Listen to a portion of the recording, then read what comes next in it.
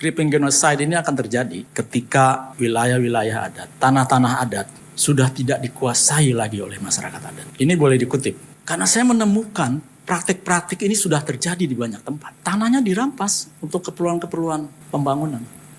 Jadi ini situasi tenur kita begini. Wilayah adat kita begini di Papua. Kalau tidak diurus wilayah, tidak diurus tadi penduduknya. Saya kira creeping genocide itu akan terjadi segera. Secara nasional kami baru menghitung tuh 8%.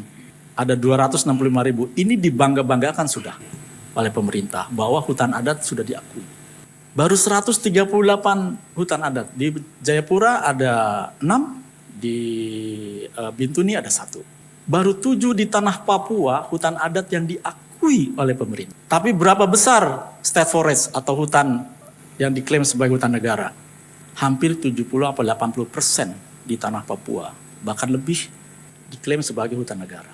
Jadi upaya pengembalian proses-proses penunjukan kawasan hutan ya, yang akhirnya menjadi hutan negara itu harus dilakukan. Nah ini jadi saya menyajikan angka ini bukan menakut-nakuti ya, tapi ini satu sistem yang tadi digambarkan tidak berpihak kepada pelindungan hak masyarakat adat. Di Papua sampai hari ini BRWA baru meregistrasi 13,4 juta hektar. Berapa luas Papua, Pulau Papua?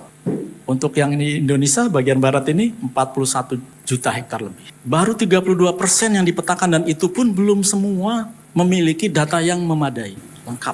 Seperti di Asmat itu 1 kabupaten, tapi yang diakui baru 1 wilayah adat. Kami bekerja di sana dengan teman-teman.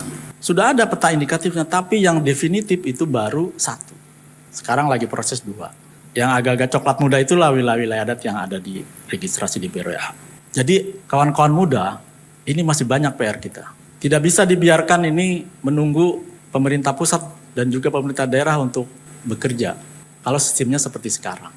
Dari 13,4 juta hektar ini, itu baru ada 7% yang diakui lewat perda maupun surat-surat keputusan kepala daerah. 7%, angka masih di bawah 2 digit. Apa artinya? Perda-perda yang muncul belakangan ini baru sekitar 5 tahun terakhir. Tapi Undang-Undang Otsus maupun Perdasus yang mengatur tentang ini kan sudah lama, 2008. Dan sudah ada mandatnya pemerintah daerah memfasilitasi pemetaan wilayah adat. Ada itu di Perdasus itu. Perdasus 21, 22, 23 memandatkan. Apakah ada anggaran khusus mengenai pemetaan wilayah adat?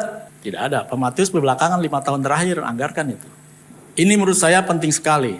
Karena saya punya tesis begini. Creeping genocide ini akan terjadi ketika wilayah-wilayah adat, tanah-tanah adat sudah tidak dikuasai lagi oleh masyarakat adat. Ini boleh dikutip. Karena saya menemukan praktik-praktik ini sudah terjadi di banyak tempat. Tanahnya dirampas untuk keperluan-keperluan pembangunan. Masyarakat adatnya disingkirkan.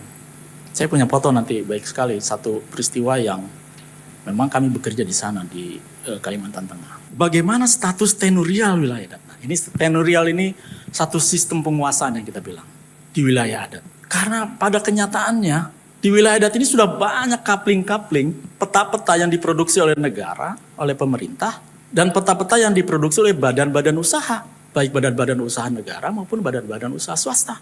Itulah yang kita sebut dengan perizinan-perizinan itu. Itulah yang kita sebut dengan kawasan hutan.